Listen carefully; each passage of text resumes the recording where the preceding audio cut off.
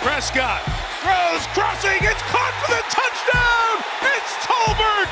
Stays in the game and grabs it for the score! Oh, win. We love it. Big dogs. Let's go, baby. Good big time win. Hey, that's a good dub, baby. It's dirty, but we got it. Happy birthday to me.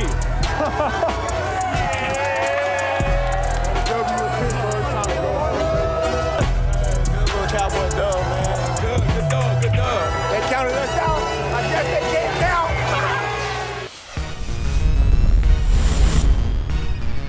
Oh, we'll still be counting you out eventually, CD. Don't worry about it. You won 2 games in a row. That doesn't change the season, but it did provide for an exciting night. Yes. They renewed the rivalry. It really is a big deal, Cowboys-Steelers. It goes all the way back to my childhood, your childhood. They don't play as often as we wish they would. They've met in the Super Bowl 3 times more than any other teams.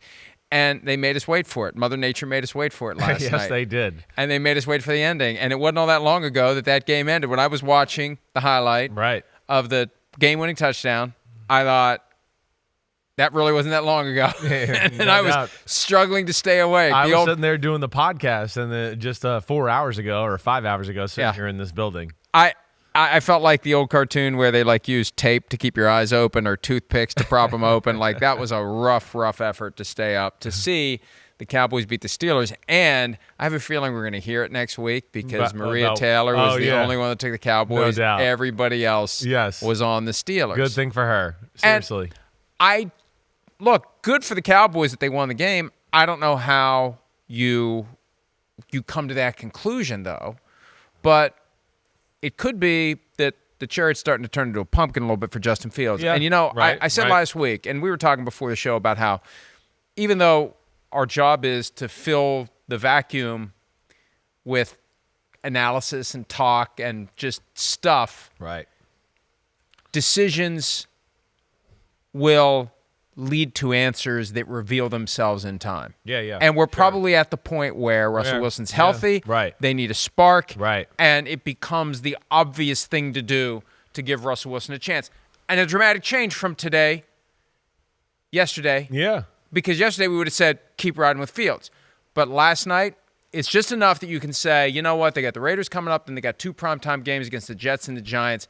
This may be the time to pivot back. And it's not an insult to Fields. No. QB1's healthy. No. And it all worked out perfectly. I think anybody you talk to around the league, and I know you got your people out there, and we all got tentacles everywhere, where it kind of seems a little bit like this is what the Steelers really want anyway, is that they want Russell Wilson to be the starter. It's what Mike Tomlin wants. Yeah, maybe. I don't know about the rest of the organization, but right. Tomlin wants, and that's fine. He's got a stronger vote than everybody else. Yes, he does. He's definitely more than one vote in that organization. But it has seemed that way. It seems like they've tried to frame it that way from the get-go, that Fields is not – I mean, Russell Wilson's number one, and it has felt like they've kind of been trying to, hey, we don't want to play Fields. We want to continue to groom him and make him the guy for the future after this year. But let's make Russell Wilson the guy right now.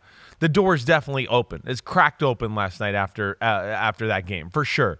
I mean, yes, they lost last week against the Colts, and you certainly wouldn't blame Justin Fields. The defense had issues. He wasn't perfect, but he did some good things. But nonetheless, it's not a good Colts defense, and they didn't win. You need a spark. And now here they are, 2 losses in a row. And to your point last night, he didn't play well. We have all these cameras and angles in the viewing room where we can see it all. There was definitely a few plays in the first half where I'm sure you heard me talking where I'm going, that guy's open, because we have all these different cameras all around, so I could see all the coverages, all the plays. So he wasn't at his best last night. And then I think on top of that, the offense was kind of stagnant as well, and the 2-game loss that you're talking about. And yeah, I think you're right. We're going to hear a lot of Russell Wilson. Is he going to start talk over the next 48 hours? 15 for 27, 131 yards, and a couple of touchdowns for Justin Fields. And sometimes you just need a kick in the ass as an organization. When you have a starting quarterback who aggravated his calf injury just days before week 1, you ride it out, you get 3 straight wins, and now you've lost 2 in a row, and there may be other issues contributing to it, but the easiest way to shake things up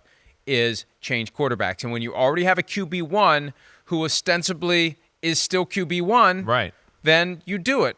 We're going to have the same conversation about the Browns they have bigger issues than quarterback, but there's one thing that's easy to do to shake things up. Sure. And that's what you do. Yeah. And if it was any other team with any other quarterback with any other contract, they would do it. And I think that's what's going to happen in Pittsburgh. And by the way, you think that's what'll happen though? I think it's going to happen. Yeah. Boston Meatballs. We haven't had a Right. Boston Meatballs sighting yet this year. It's week 5. Boston Meatballs. It's going to be Russell Wilson next week. Right. Well, I think that's a fair question, and I know we're going to talk about the Cowboys. They won the game, and I do want to give them credit for that, certainly. But the Steelers, and 2 in a row, and the quarterback situation does make them interesting, and I think it will be the hot-button topic of the week.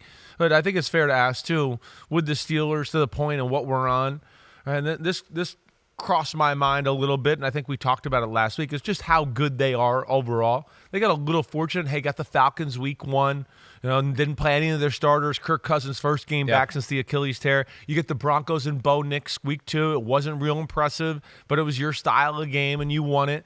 Week 3 was the Chargers. And Justin Herbert was banged up, right? So I think there's like a little bit the schedule fell the right way, and maybe we were misled, misevaluated by a little bit of Justin Fields' success through that. And I think maybe the same thing with the defense. I thought, man, after those 3 games, of course, they looked phenomenal. They were one of the top 5 defenses in football. The Colts had their way. Shane Steichen had a good game plan. But you went, the Steelers messed up a few things. They'll bounce back on Sunday night against the Cowboys. But again, last night, 20-17 in a game where, hey, the Cowboys moved it a lot more than the 20 points that they produced on the scoreboard. And that's the thing, too. So the Steelers, I think it's fair to ask still the question of how good they are actually overall. Almost twice as much yardage. There you go. 445 to 226. Pick in the end zone, right? Bad play there, whether it was CeeDee Lamb or Dak Prescott. Strip sack fumble right inside, what was that, the 20-yard line for sure, right? Yeah. Early in the football game. And then, of course, the post-route interception that led to the short field Steelers' last touchdown to take the lead before they blew that lead, and the Cowboys went down and scored the touchdown. So, yeah, it was a little bit of the Cowboys making mistakes. I know the Steelers are responsible for that. But, yeah, I still think it's fair to ask how good the Steelers are overall. Net passing yards, 336 for the Cowboys, 134 for the Steelers. It showed last night. It's Dak Prescott's damn good. And it's not like the Steelers are running the ball either. That's the thing. That's the other thing, too. And that's where I think, getting back to how we picked the game, that to me was the thing that scared me, is some of the injuries on the Cowboys. And I just went, wow, no DeMarcus Lawrence, no Micah Parsons. The Steelers did some good things last week, but they kind of blew it. The Cowboys looked okay against the Giants last Thursday night, but now with the injuries, the Steelers will be ready to go. That was kind of my thinking there altogether. But from the get-go, the Cowboys were the better football team on the field last night. I don't think there's any doubt about that. And they really controlled the flow of the game, the ball, all of that.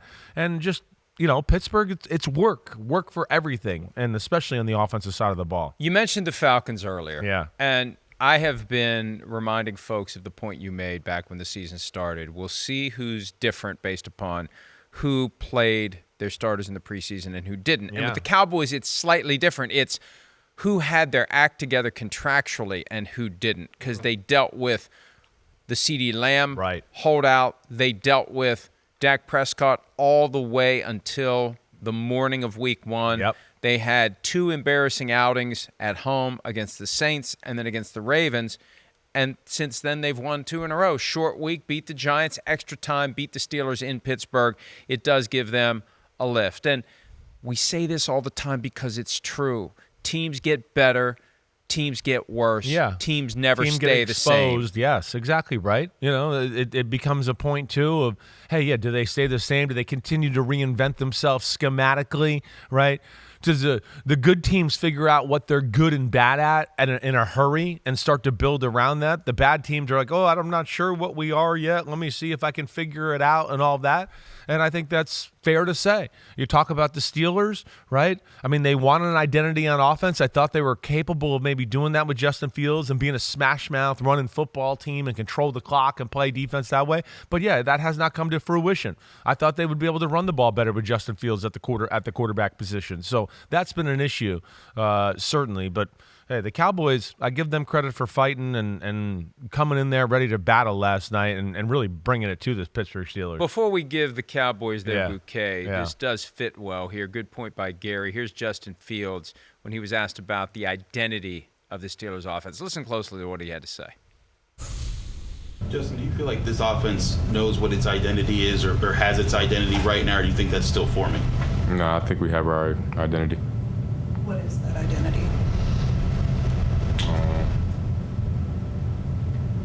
What are the identity options in football? I've never heard of a team having an identity. I think we have an identity. I just don't know,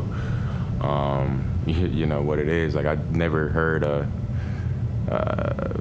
necessarily an option for, an identity. I think we ran the ball well today.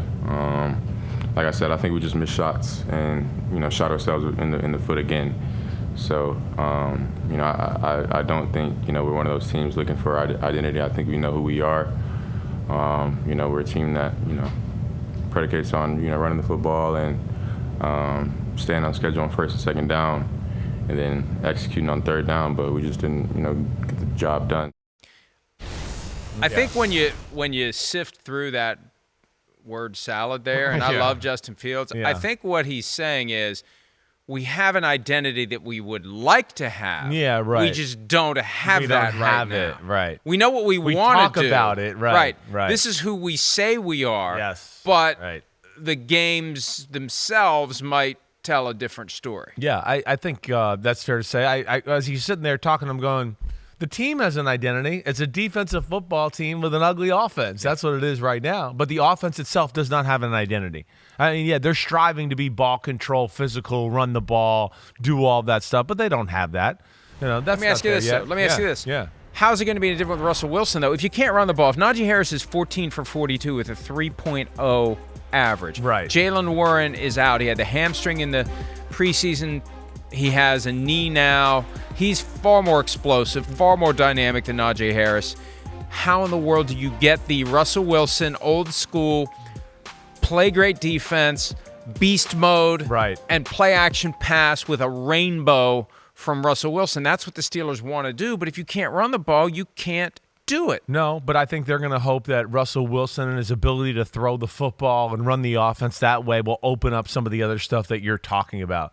And they're going to hopefully they're going to try to sell that bag of goods as far as being the angle that'll help the offense, give them the jump start, the spark that you were talking about, get George Pickens involved in the game down the field and the passing game a little bit more, to maybe back defenses off to where now, okay, we got a little bit of, you don't know what we're going to do. We're good at both running and throwing, and we can do it that way. But, yeah, the question's real. And, let's play back that videotape right there if you don't mind. See, these are some plays, too, Mike, when you watch them back where you're going to go, man, high-level throwers certainly could have made some of the plays last night, Justin Fields. This play right here, look, hey, this is open in the NFL. Throw it right at your huge tight end's head. He's going to catch the ball. He gives him no chance here. This one, hey, losing the ball, okay, that happens. Mistakes are going to happen. But this is old Justin Fields here. This is what I did not like, and I saw this play, and we can rewind that last play if you don't mind, guys. This last play, let's go back here. Look at this, Mike. I think I yelled to you. See, this was kind of alarming to me because I had seen 2 or 3 people open already in the game. Here it is. The pocket's fine. Step up in it a little bit. Try to keep your eyes there. The in cut behind it you could see is wide open, but he kind of got into eyes down. I'm going to run. Didn't look at the field. Didn't see the field nearly as well last night as he had in the first few games. Not that it was awesome in those games, but it was better than last night. But we thought we saw, and we hoped we were seeing a trajectory. A trajectory of up, right. He's the guy that they want to develop into the quarterback after this year. Right. And look, I said before the season started, this is an organization that fired its entire quarterback depth chart after 2023. Right. It'll do it again after this year if it decides it's in the best interest of the team. It could be Russell Wilson, who stays. It could be Justin Fields, who stays. It could, in theory, be both. It could be neither. They could be starting from scratch again. This was a low-cost experiment. What they're paying Wilson and Fields and Kyle Allen combined is less than what Mason Rudolph gets this year from the Titans. That's incredible. So it's a bargain. You're right. Let's see what happens. They got nothing to lose And there. like I said with Russell Wilson, answers tend to unveil themselves at the appropriate time. Yeah. We can talk about what about this, what will happen here, if this, if that. We'll know. We'll know based upon how they do the rest of the way. And I do think it's going to be Russell Wilson time for Pittsburgh just because they need a kick in the ass. And they can use Justin Fields' package. They were talking about using Justin Fields' package as of week 1. If Russell Wilson doesn't get injured 4 days before the Falcons game, we would have seen some Justin Fields, I think. Yeah, I hear you. I mean, with Kyle Allen, if they feel comfortable with him as far as if they had to use him as a backup, and we saw him come in last night and throw a nice pass down the middle of the field, if they feel comfortable with him, then I would say go ahead and, use the Justin Fields package if it gives you an offensive advantage, right? Now, if they don't feel good with Kyle Allen and Justin Fields is like, it's like, oh, man, Russell Wilson gets hurt and we don't trust Kyle Allen, then you can't risk getting him hurt or banged up, right, and risk your season that way. But I would think Kyle Allen's played enough to where they feel confident in him to be able to get it done for a game if they got to, and they can play Steeler football. I don't think that's crazy. And then to your point of, hey, the offense is struggling, and maybe a guy that can give them an angle or a certain package that gives some teams some headaches, hey, they got to figure out, something. Because just running ISO up the middle is not going to get it done. Their offensive line ain't that great. And they only have one guy at receiver and Pickens who can really make a play outside of the realm of just what the offense delivers. And even that, I don't think he's a superstar that way where he can deliver all the time. So, they need help, Mike, to your point. We're 29 days away from the trade deadline. Yeah. Is there a running back out there on a team that is heading down the proverbial crapper that maybe would have a running back that the Steelers could trade for? Ooh. I hadn't thought of that until just now. I hear you. But they need to be thinking about that because, all due respect, they didn't pick up the Najee Harris option for a reason. Yes. He reminds me of Leroy Horde was this way. If you need 2 yards, he'll get you 3. If you need 6 yards, he'll get you 3. Right. Yeah, I hear you. He's a tough, hard runner, but it. he doesn't have that burst. I remember being at the Browns-Steelers game last year, and when you're there, you can sense it. Jalen Warren explodes. Najee Harris doesn't. They need, for the Russell Wilson offense to work, they need a better running back. It seems like every team's got one, and I would have to sit down and look at the standings and think about who's really in, who's really out, who really has a guy that they could say, we'll dangle him as a trade to the Steelers, and the Steelers say, we'll take him. Chuba Hubbard is one that Gary's popping in or somebody's popping into the document we share. That's not a bad thought. I hear you. It's what team's going to be willing to give up on their season quite at this point? Not yet. We're a few weeks away from that. But I don't know. Does Jacksonville with Etienne and Bigsby? Because I've told you and you've heard me say, and I think you're believing it. Bigsby's better than Etienne. I know that. That's for sure. Well, so what do you do? Do you get rid of Etienne? I don't know. Do you dangle Etienne and hope that the team that takes him doesn't realize Bigsby's better? Well, I think they're going to know that in that fact that he's out there for trade bait, and they're not going to give that away. But I think to your point overall, and I got to think about it too. But there's some teams here in the bottom of football and their standings that I think could be teams that are looking to deal and get rid of players. But to your point too, hey, the Steelers, they talk about being a running football team every year. They've never really seemed to enhance that position on their football team. And then on top of that, I think part of it is what we always see, the politics of football. Well, we drafted Najee Harris in the first round, and we're just never going to give up on it. We're just going to continue to But they gave up on Kenny Pickett. They did. Yeah. I'll give you that. But they're also a team that I think looks at to running the football to be a priority. And we've had the issues with Najee Harris and what he does, and it's been well documented. And they've played Jalen Warren over him in certain points. It is a little head scratching at times that they're not a little deeper or more talented at that position. There has seemed to be a resistance to saying the undrafted guy may be better than the guy we used a first-round pick on. I have detected that. Like, come on, everybody can see it. What the hell are you doing? Unless Najee Harris is such a behind-the-scenes leader, and I think that's part of it too. He's got a toughness that speaks old school Steeler football. That's right. And he will run into a wall, and he will not let the fact that the bricks are winning stop him. And I think that's quintessential to what the Steelers are. Yeah, I hear that. And he's got a great way about him, and I'm sure they like that about him. He's a worker. He is tough, all of that. But I think you explained it right. There's some good physical runs, there's no doubt about it. But more times than not, I see runs where I go, a really good running back in the NFL would have got 20 right there, and he got 6. And that's an issue, and they're a team that, needs somebody that can supply some explosive plays for them. Hi, it's Mike Florio. Thanks for watching PFT on YouTube. Hit subscribe for the latest news and analysis from Pro Football Talk.